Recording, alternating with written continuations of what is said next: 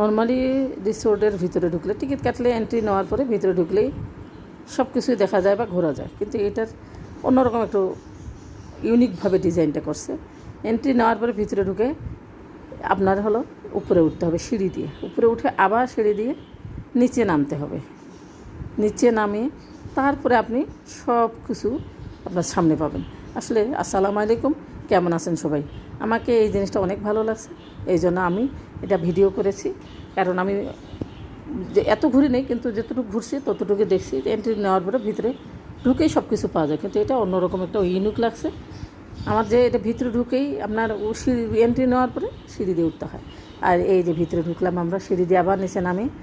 আর নামার পরে এই যে বাচ্চাদের এটা রাইডস, অনেক অনেক লোকজন গেছে ঘুরতে। আসলে অনেক বড় এরিয়া তো বোঝা যায় না।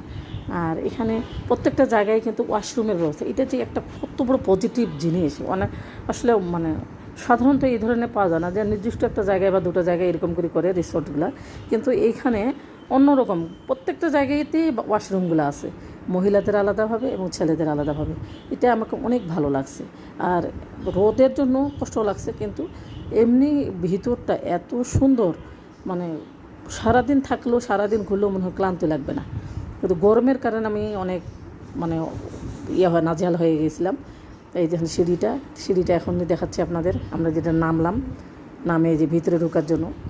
আর এখানে আমাদের বাবুটা খেলতে গেছে, এটা রাইডসে। ছোটো বাচ্চারা তো সাধারণত এই যে